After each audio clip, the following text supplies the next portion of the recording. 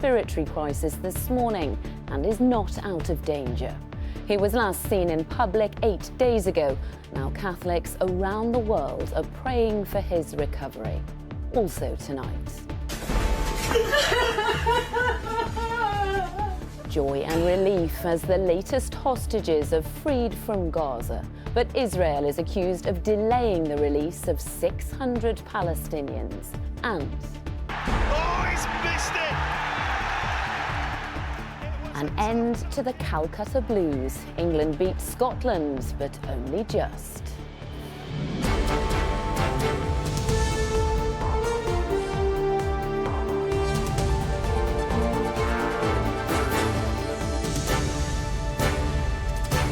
This is ITV News with Lucy Watson.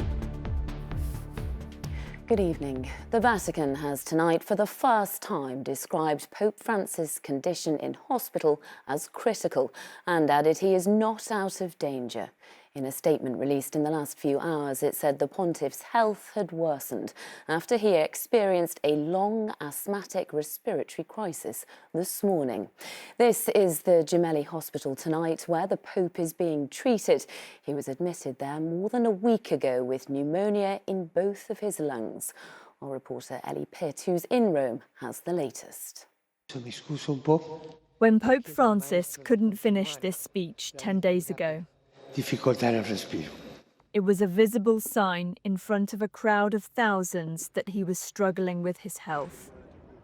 2 days later, he was hospitalized, and tonight doctors say he is in a critical condition. A Vatican statement said, "This morning, Pope Francis had a prolonged asthmatic respiratory crisis, which required high flows of oxygen. Today's blood test results also meant he required the administration of blood transfusions." Ma la domanda è: Just yesterday, the doctors treating the Pope gave a press conference. They explained he was not out of danger and that pneumonia in both lungs is a serious illness for a patient in their 80s. perché un'infezione così importante del Padre, per mezzo di Lui tutte le cose sono state create. Outside Hospital Gemelli today, pilgrims prayed for the recovery of their Holy Father. But inside, he was, as the Vatican put it, suffering more than he had done yesterday. Well, let's talk to Ellie now. Clearly a worrying development tonight, Ellie. This is definitely the most stark and detailed medical update that we've had from the Vatican so far. This information around the need for high-flowing oxygen during an asthma attack to help the Pope breathe and the requirement of blood transfusions. This information is the most these interventions are the most intrusive and invasive that we've heard about so far during his treatment. Look, I've been in the recent press briefings where the director of the press office of the Holy See comes into a conference room where journalists have been working every evening and provides this medical update. For the last few nights, he's been fairly relaxed and reassuring. Tonight, I have to say his demeanour was different, and it's the most serious I've seen him as he's delivered this update. The tone from the Vatican has changed, but crucially, the end of their statement tonight still said that they could not give a prognosis for the Pope, meaning that they still cannot tell or advise us where this medical condition and his health is heading. Ellie, thank you for that update. Hamas has accused Israel of delays and violations after failing to release more than 600 Palestinian prisoners today as part of the ceasefire deal. Earlier, the militant group freed 6 Israeli hostages from Gaza in their part of the agreement. Hamas later released a video of 2 other hostages being forced to watch that release take place, only to be driven back to captivity themselves. Prime Minister Benjamin Netanyahu is tonight thought to have been holding a security meeting to assess the next steps. Sam Holden reports. For more than 500 days, Elia Cohen was held in Gaza. Today, reunited with his family. My soul, cries his mum. Elia was kidnapped from the Nova Festival on October 7th. His fiancée survived hiding under piles of bodies. His release earlier, alongside 2 other Israelis abducted from the festival, was part of the last confirmed handover of living hostages. In a different part of Gaza, Avera Mengistu, a man with mental health issues who'd been held for more than a decade, was released over to the Red Cross, as was Tal Shoham. A further hostage, a Muslim man of Bedouin origin, was freed without ceremony. Hamas later released a video which showed 2 other hostages being forced to watch one of the spectacles, begging to be released. The nature of the Hamas handovers so far have been internationally criticised. But for the family and friends of the 6 today, joy and relief knowing their loved ones would be home soon.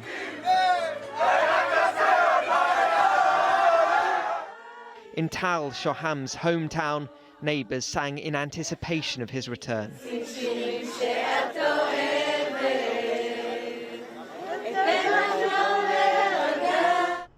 More than 600 Palestinians were supposed to be freed from prison as part of the exchange, but Israel has delayed the release without explanation. The latest tense moment in these swaps. This afternoon, Israel confirmed Shiri Bibas's body had been returned. Hamas claims she was killed by an Israeli airstrike alongside her 2 children, but the Israeli government say they were murdered.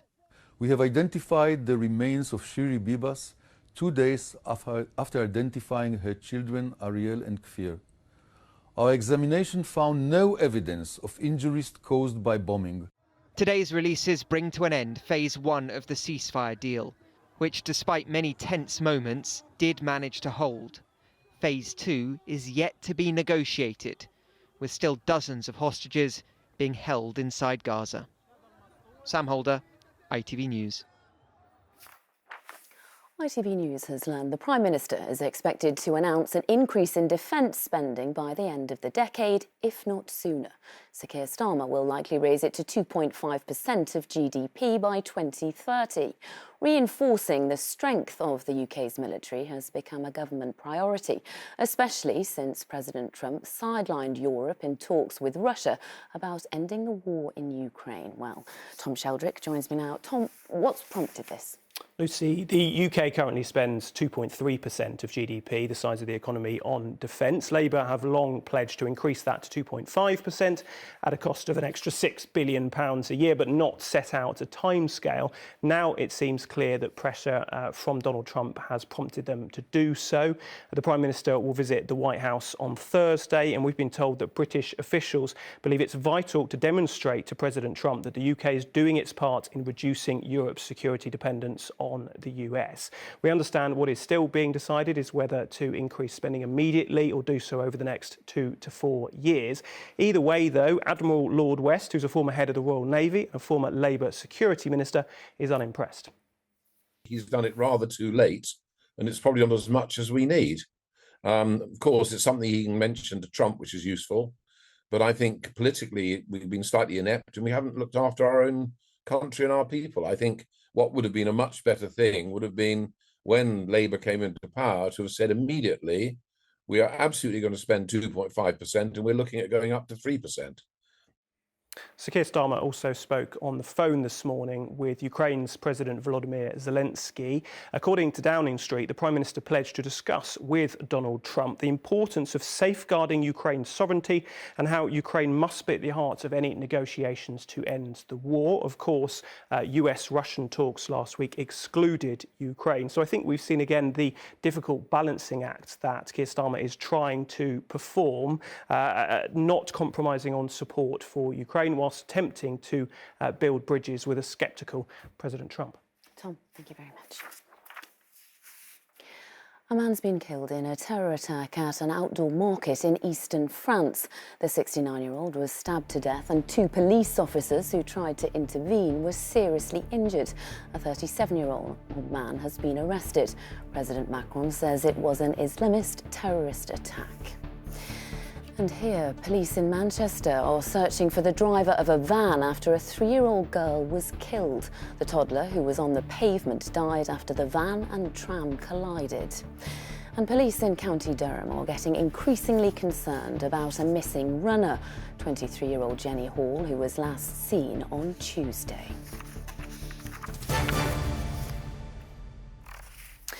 And finally, it was a day of late drama in Rugby Union's Six Nations, with 2 trophies up for grabs. Scotland fell agonisingly short of making it a record-breaking winning run against England, while struggling Wales came close to a shock win against tournament favourites Ireland. Chris Scudder has the action.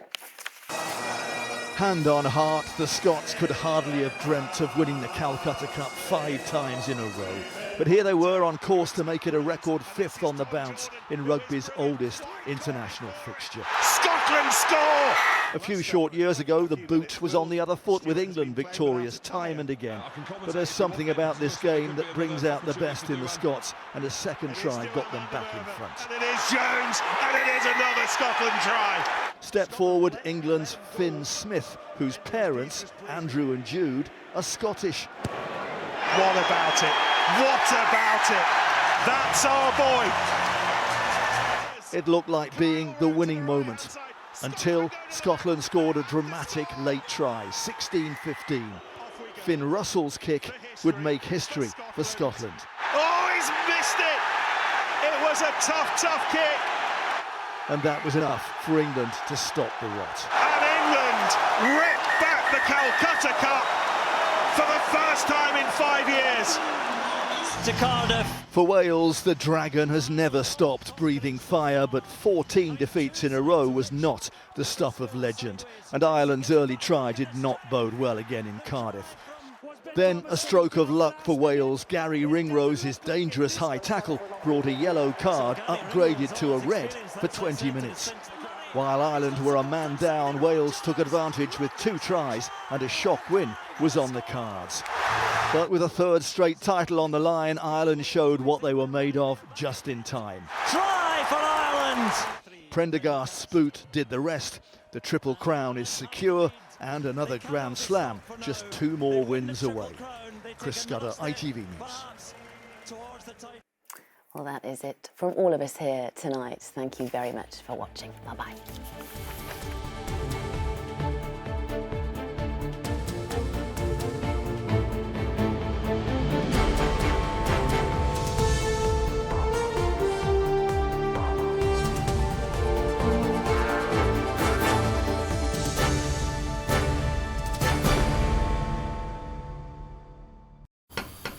It's a cold and wet outlook with some heavy downpours throughout the day. Heinz Big Soup sponsors ITV National Weather. Hello and a very good evening to you. Hope you're all keeping well.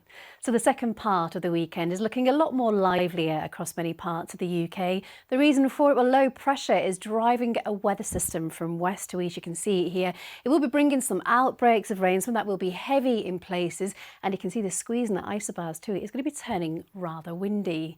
Now for the rest of tonight, well, fairly quiet for many of us with some clear skies, a few pockets of mist and fog. You can see further west, we've got this rain working its way into Northern Ireland and western parts of Scotland by the end of the night, and those winds will really start to strengthen too, and that sets the scene for Sunday morning. So this rain is going to push into northern and western parts. As I mentioned earlier, some heavy downpours in places and strong gusty winds too. But the further south and east that we come, staying largely dry here for a good portion of the day, but it will be rather windy, and our temperatures once again are remaining above average for the time of year. I'll see you tomorrow. Bye-bye. Heinz Big Soup sponsors ITV National Weather. She's saying she's not 100% sure about you, and you're still entertaining it. So I just Why am I doing that? Because you love her. You just got to remember in your head, am I chasing someone who's not sure about me? Probably, and I want to stop.